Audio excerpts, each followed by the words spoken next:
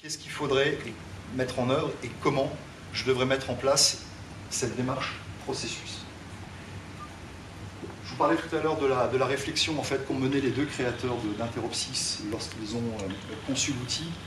Leur volonté première a toujours été de se dire il faut qu'on fasse quelque chose de simple et d'abordable par tous, qui permette, avec une méthodologie de tous les jours, de mettre en place l'outil très rapidement, avec des temps de mise en œuvre inférieurs à, j'allais dire 48 heures, mais inférieurs à 2 jours pour les premiers processus déployés, et ensuite travailler sur une logique d'itération très courte et répétitive qui vont permettre de faire évoluer les processus et de les faire vivre pour les adapter finalement et les optimiser par rapport à votre organisation. Comment mettre en place cette démarche processus? D'abord, il faut identifier le ou les processus que vous souhaitez faire évoluer, dont vous pensez qu'ils peuvent être le premier bon processus à travailler entre guillemets pour le faire évoluer. Il faut impérativement impliquer les acteurs. On pourra revenir sur cette logique-là tout à l'heure si vous le souhaitez, s'il y a des questions par rapport à ça. Je ne vais pas rentrer dans les détails ici pour ne pas être trop long. Là aussi, des préconisations quant à la méthodologie à mettre en œuvre en interne. Mais il faut impliquer bien évidemment le plus tôt possible les acteurs, pas forcément tous les acteurs. Ensuite, il faut dessiner, c'est-à-dire il faut sortir son crayon et son papier et dessiner le processus. On parle souvent de chemin idéal. C'est-à-dire, voilà, ce matin je me suis levé, cette nuit j'en ai rêvé, et Interop l'a fait. Pas tout à fait, c'est d'abord vous qui allez le faire. C'est ça le plus important. C'est bien évidemment vous qui allez dessiner le processus et ensuite intégrer tous les acteurs du système d'information.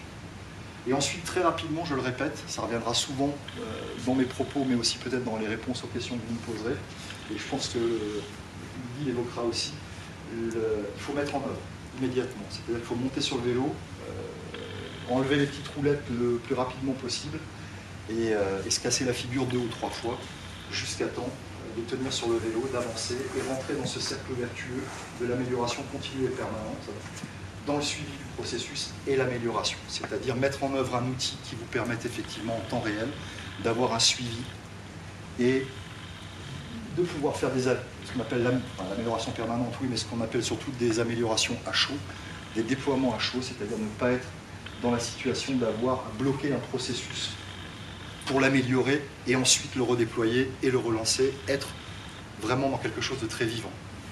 Par contre, effectivement, je vois les différentes étapes. Par contre, ce que vous n'intégrez pas dans cette démarche-là, on dit on lance ça très vite, etc. Sauf que derrière, il y a quand même une partie conduite du changement qui est non négligeable, parce que là, derrière... Très certainement, oui. Tout à fait, tout à fait. On se la garde pour la fin.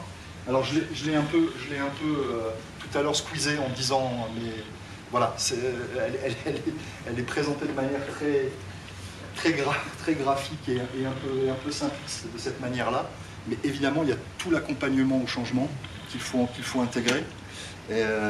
Mais c'est aussi pour cette raison que si on préconise l'intégration des acteurs le plus rapidement possible, on préconise aussi de mettre les gens face à l'application, face aux défis, le plus rapidement possible. Donc pas forcément attendre d'avoir conçu une usine à gaz, pardonnez-moi l'expression, pour les mettre devant, et là, qu'ils se retrouvent en frontal avec quelque chose de complexe et d'inapproprié, mais bien de les intégrer, et ça fait partie, comme vous le dites fort justement, de l'accompagnement et de cette conduite du changement, donc les intégrer le plus rapidement possible. Et encore plus dans ce cercle vertueux dont on parle tout à l'heure.